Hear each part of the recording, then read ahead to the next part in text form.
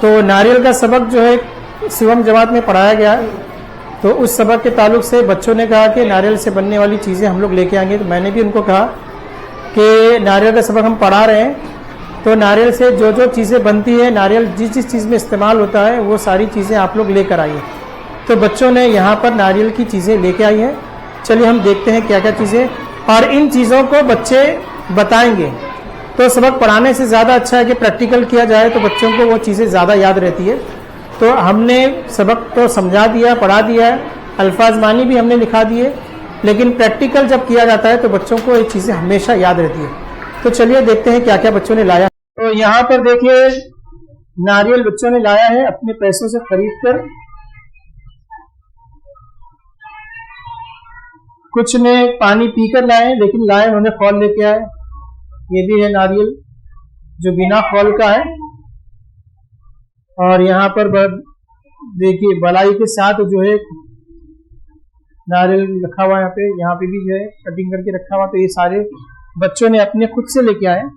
मैंने सिर्फ जिक्र किया था कि नारियल का सबक पढ़ा रहे हैं, तो नारियल की चीजें आपको लाना है, और बच्चों ने जो है वक्त तलब किया कि हम लोग जरूर लेके आएंगे, और बच्चों ने यहाँ पर लाया। तेल भी लेकर आए हैं, देखा पैराशूट का तेल है, कोपरा भी यहाँ पे रखा हुआ है, और नारियल के तेल के पाउच भी रखे हुए हैं। और इसके साथ साथ यहाँ पर उन्होंने नारियल के रेशों से बना हुआ पंखा भी ये बच्ची ने लेके आई। किसने लेके आई है? हाँ, रुजैना ने लेके आई है ये पंखा। बहुत खूब, ये देखने मिलता नहीं है, इसने लेके आई है, और इसकी चॉकलेट भी है। तो अब बच्चे यहाँ पर बताएंगे हमारे चीजों के बारे में। मैं नहीं बताऊंगा, बच्चे बताएंगे, ठीक है। तो नारियल का खौल, सबसे पहले हम नारियल के खौल के बारे में बात करते हैं। तो नारियल के खौल के बारे में कौन बोलेगा? हाँ, फरहान आ जाओ, क्या बोलना चाहते हो बेटा? एक मिनट।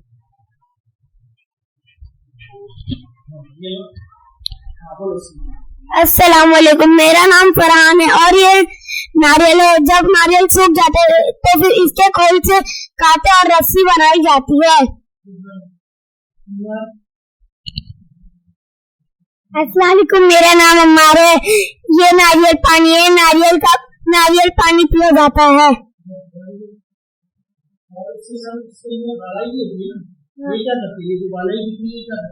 खाते हैं।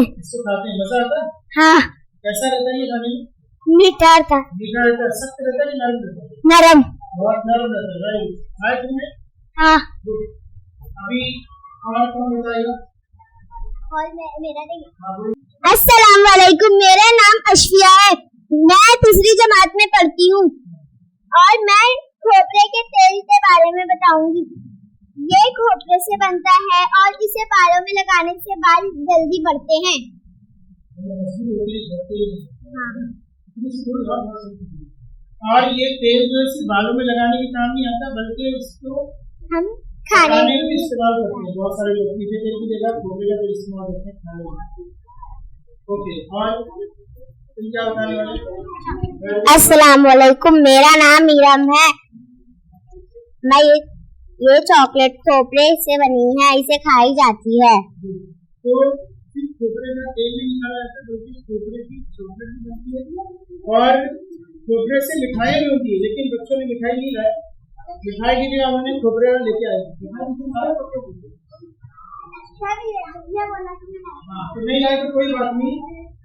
तो पिछली बार जब मैंने सब पढ़ाया था तो बच्चों ने खोपरे से बनी मिठाई भी लाई, बहुत बेहतरीन। चलो ठीक है, इसके बाद खोपरे के ताल्लुक से कौन बोलेगा? हाँ बोलो। अस्सलाम वालेकुम, मेरा नाम अलजीफा है। मैं खोपरे का बोलने आई हूँ। जब ये नारियल सूख जाता है, जब ये खोपरा बन जाता है। अच्छा, ये नारियल सूखने के बाद भी खोपरा बन जाता है, और सूखने के बाद ही जो है इसका तेल निकलता है। अगर गीला खोपरा, अगर इसका मैं बोलूँ ये बालाई नहीं आपको, अगर इसका मैं तेल निकालना चाहूँ तो तेल नहीं निकलेगा, इसके अंदर से पानी निकलेगा। तो तेल निकालने के लिए जरूरी है कि खोपरा सूख जाए, और सूखने के बाद तेल निकल जाए। अगर मैं इसको अभी थोड़ा सा दबाऊंगा तो मेरे हाथ में तेल लग जाएगा, ठीक है। इसको थोड़ा सा घसूंगा तो तेल इसमें से निकलना शुरू हो जाएगा। तो खोपरा जब खुरसते हैं तो उसमें से तेल निकलता है। चलिए और तुम क्या बोलना चाहते हो? अस्सलाम वालेकुम, मेरा नाम सिद्रा है। ये खोपरा है, इससे रस्सी बनती है। बताओ, मुझे इतनी मालूम नहीं थी। ये खोपरा है और इसके अंदर जो रेशे दिख रहे हैं, इन रेशों से जो है रस्सी बनती है। जो रस्सी आपको यहाँ दिखाई दे रही है, रस्सी के बारे में जो है अरबिया बोलेगी।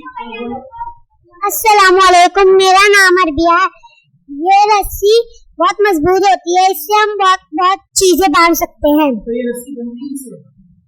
ये रस्सी खोपरे के रेशे से बनती है। ये रेशा हमको दिखाई देगा। अब ये रेशा तो हमने निकाल लिया, इसका खोल बचा हुआ है। कौन से क्या होगा? ये जो गंदा खोल, इससे क्या होगा? कौन में से मिलेगी? हाँ बोलो इस बार। दे दो उसको। इधर माइक दे दो, इसका बोलेगी। हाँ, ये खोल जो दिख रहा है, इस खोल से क्या होगा? इसके खोल रेशे से तो रस्सी बन गई, लेकिन ये खोल बचा है। इसके खोल से कटोरा बनता है पानी पीने। नारियल के खोल से डोंगा बनता है, कुछ पानी निकालने के काम आता है। अगर डोंगे के बगैर पानी निकालने की कोशिश करेंगे तो पानी गंदा हो जाएगा। अब ये पंखा, पंखे के बारे में जिसने पंखा लाया वही बोलेगी। तो रुसाना ने लाई है पंखा। तो ये पंखा बेटा किससे बना है? प्लास्टिक से बना है कि कागज से बना है? किससे बना है? ये नारियल के रेशों से बना है। नारियल के रेशों से बना है। और ये भी जो दिख रहा है बांस, ये भी बांस की लकड़ी से बना हुआ है। कैसे घुमाते पंखा कर करना है? तो वेरी गुड, पंखे से हवा आ रही है। तो बिजली नहीं थी तो ये ऐसे वाले पंखे नहीं थे, तो तभी इसी पंखे से काम किया जाता है। इसी पंखे से जो है हवा ली जाती है। ठीक है, तो इतनी सारी आपको यहाँ पर नारियल की चीजें नजर आ रही है, सारे बच्चों ने लेके आए। और तुम लोगों को ये सबक समझ में आया? कितने लोगों को समझा? वेरी गुड, चलो अपनी जगह पे जाओ, गो टू योर सीट और बैठ जाएंगे सब। तो आज के सबक में हमने सीखा कि नारियल का पानी भी पीने काम आता है, उसके अंदर जो बालाई होती है वो खाने की काम आती है, ये जैसे दिख रहा है। और इसका खोल जो है इससे काठा बनता है। और दूसरा जो नारियल है इसके खोल से डोंगा बनता है, इसके रेशे से रस्सी बनती है। तो यहाँ पर हम रस्सी भी देख सकते हैं। आजकल ऐसी रस्सी देखने मिलती नहीं है क्योंकि प्लास्टिक की रस्सियां आ गई है। उसके बाद तेल भी निकलता है नारियल से, और ये बालों में लगाया था और इसको कुछ लोग खाने पकाने में भी इस्तेमाल करते हैं। मिठाई बनती है, चॉकलेट बनता है, पंखे बनते हैं, और ये खोपरा जिससे तेल निकलता है। तो आज का ये सबक सोने का दरख्त इसलिए इसको कहा गया है क्योंकि इसका कोई भी हिस्सा बेकार नहीं जाता। अभी नारियल के सबक में जितनी चीजें जिक्र किया गया उतनी सारी चीजें हमने लेके आई है, सिर्फ हमारे पास रह गया उसका तना नहीं ला सके, क्योंकि तना लाना नामुमकिन है। तो तना भी काम आता है। और तने से क्या बनता है? नारियल के तने से क्या बनाया था? नाव, कश्ती बनाई जाती है। उसके तने से कश्ती बनाई जाती है और कश्ती में फिर माहीगीर मछली पकड़ने जाता है। तो यहीं पे हम लोग वीडियो को खत्म करते हैं। तो आज का ये सबक बच्चों ने सीखा, और उम्मीद है कि जो लोग ये सबक देख रहे हैं वो लोग भी अपनी क्लास में बच्चों के साथ ये एक्टिविटी कराएंगे और इस वीडियो को ज्यादा से ज्यादा देखेंगे ताकि सभी लोग इस वीडियो को देखें और नारियल के बारे में सीखें। चलिए मिलते हैं अगले वीडियो में, तब तक के लिए अल्लाह हाफिज।